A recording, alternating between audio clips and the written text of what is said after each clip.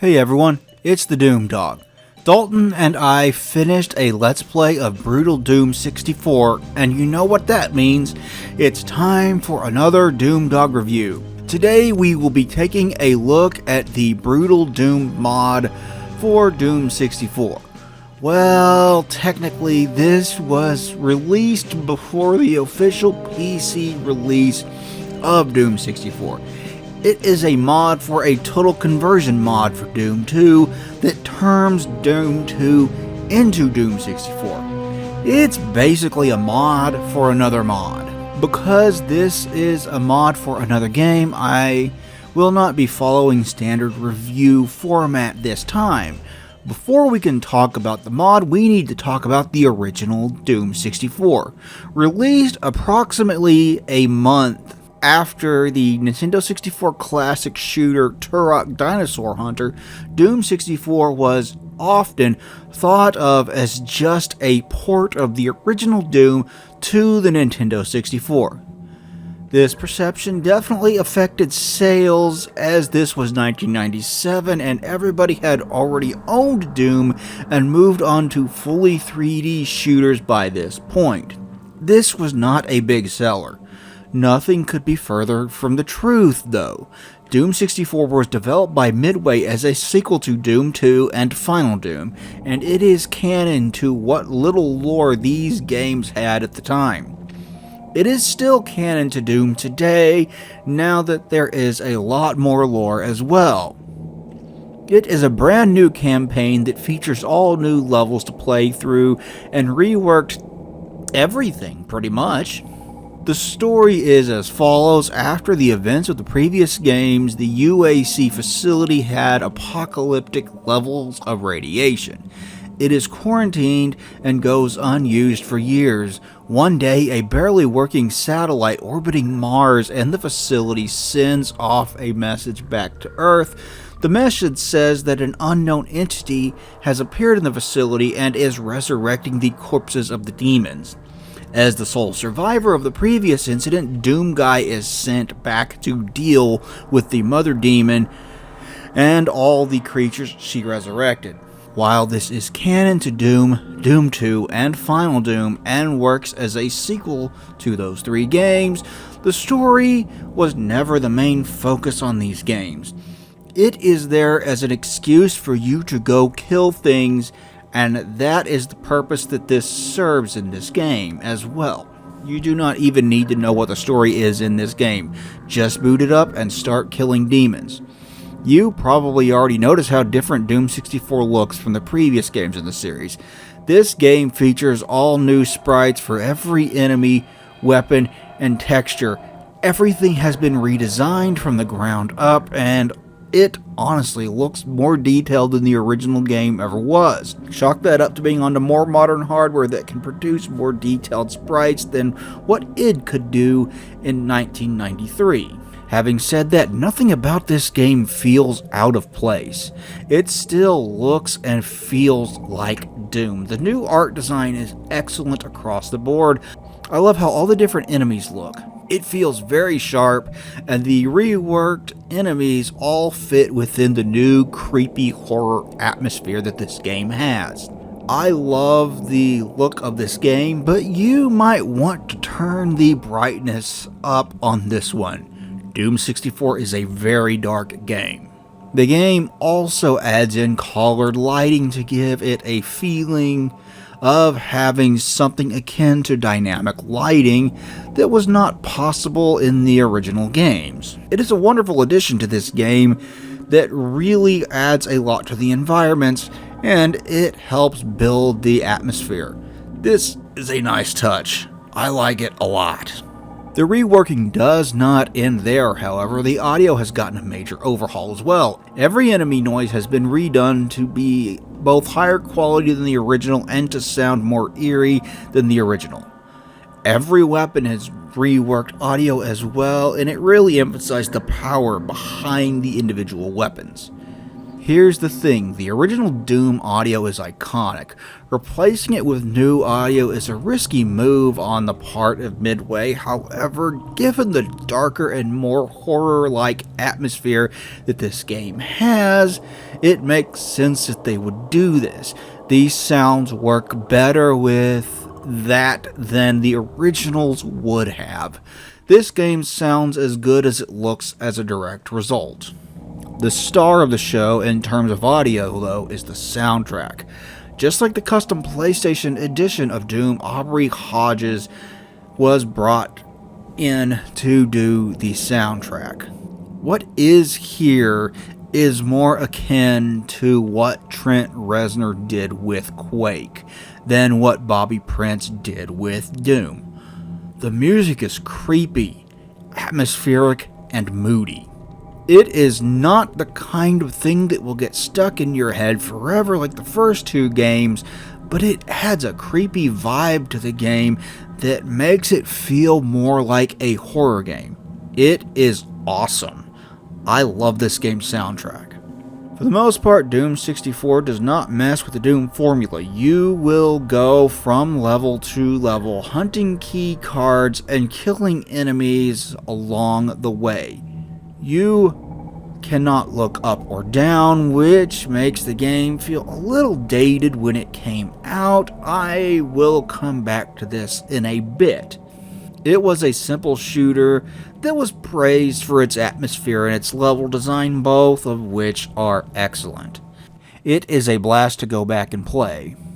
That is not to say that it does not add anything to the Doom formula, though. You get a new weapon called the Unmaker.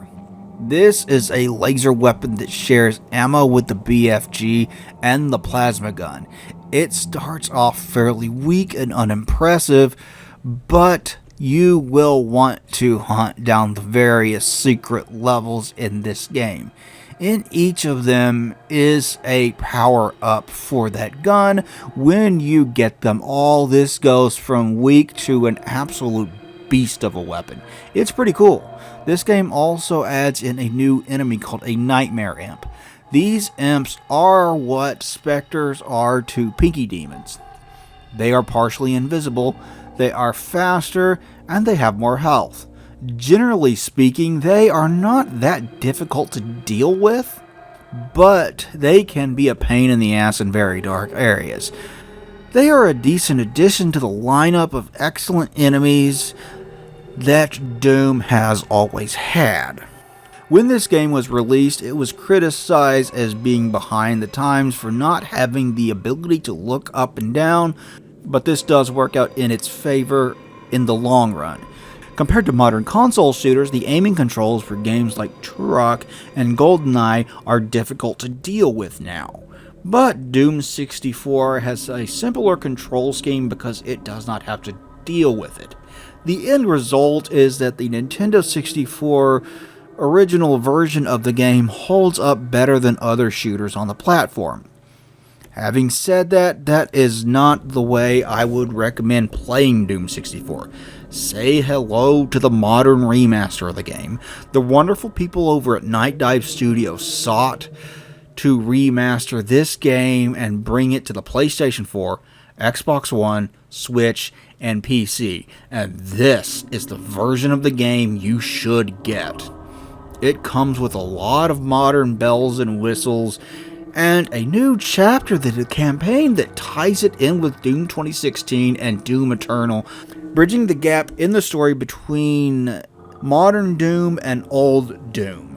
This is easily the best way to play this game, and I highly recommend it.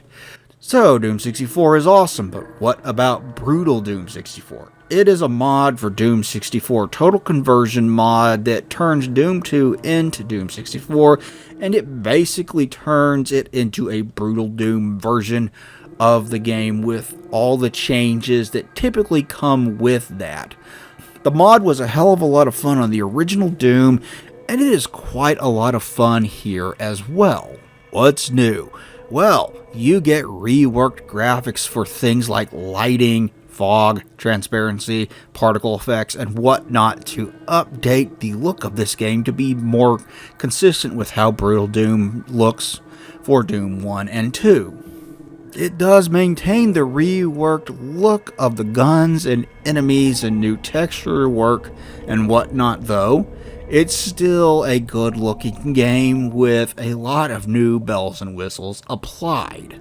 Enemies are faster and more aggressive than they were in the original game, and you will need to be consistently on your guard even more than usual. If you are not, they will kick your teeth in. More than likely you will die a whole hell of a lot as you play throughout this game.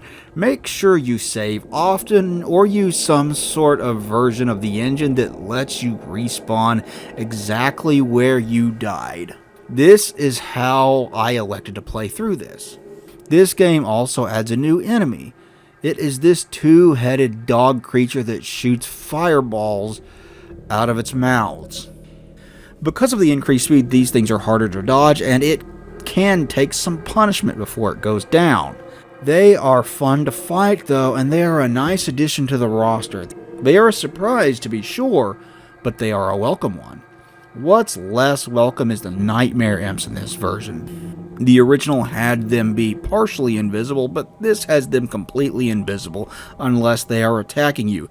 Combine that with their ramped up speed and aggressiveness, and you get an enemy that is a royal pain in the ass to deal with. Fighting these guys is not fun. You have a new kick move that I spent the vast majority of the game forgetting that I could even do at all. More useful than that, however, is a new weapon. It is a mid-range machine gun that fits nicely in between the pistol and the chain gun. This was also added to the Brutal Doom mod for Doom 1 and 2, and it makes total sense here. In the original, you either had to chew through ammo extremely quickly or use an almost useless pistol. There was no in-between. Now there is. It is great for mowing down lower level enemies. The final addition to Brutal Doom 64 is a new level at the beginning of the campaign. This level is pretty unique as it sees a bunch of Marines assaulting the base and trying to enter it. You will need to fight your way through the hordes of enemies in this new intro campaign before you can move on to the first level of the original game. It's a nice little addition, and it is cool to see something unique and different done for this version of the game.